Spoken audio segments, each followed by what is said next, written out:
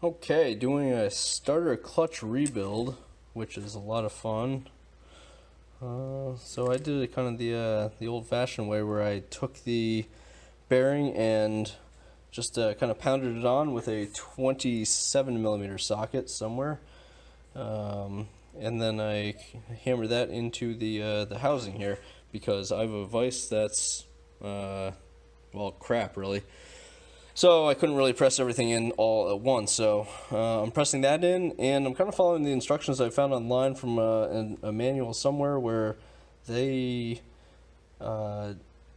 pressed the bearing in first, assembled everything with the spring in the bottom, lined everything up. I'm using a little pick here to get everything lined up, and then I'll probably try to press in the top bearing. But I guess the one benefit of doing it this way is you can at least try to test it out and see if it works before you press both bearings in and figure out that you put one of these in backwards. So we'll give that a shot, but this is kind of what it's looking like right now, and hopefully I have them all in the right way. Otherwise I have them all in backwards, and I don't know.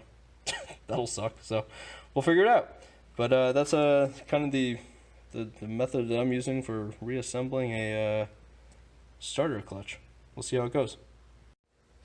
Okay, so we got all the pieces back together here, and let's see what happens here. So turn it one way, and it is free spinning there, and nothing going back, so that's a good sign.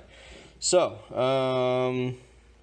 it's kind of late and I haven't really figured this out yet, but I think that's in the right direction. So I'm going to play around with it for a second here before I put in the other bearing, but I think that's the plan here, is to just take the other one, get the spring in there, of course, before I put this in, and put that in. Use the 27 millimeter socket that kind of fits very nicely over the bearing race, and try to hammer that in until it stops. So all in all, this is fairly easy without a press. I thought I was going to have to get a press because the vise was so small, but it seems to be working out pretty well. So anyway, there you have it for the poor man's method of reassembling a starter clutch.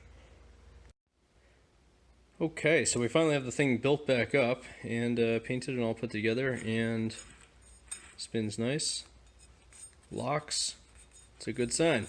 The only problem was trying to do it the way I did it, where you put the spring in afterwards and then bang the bearing down, is effing impossible. No way that's going to happen. So I actually had to push the whole assembly back out just enough to have the cam roller kind of show.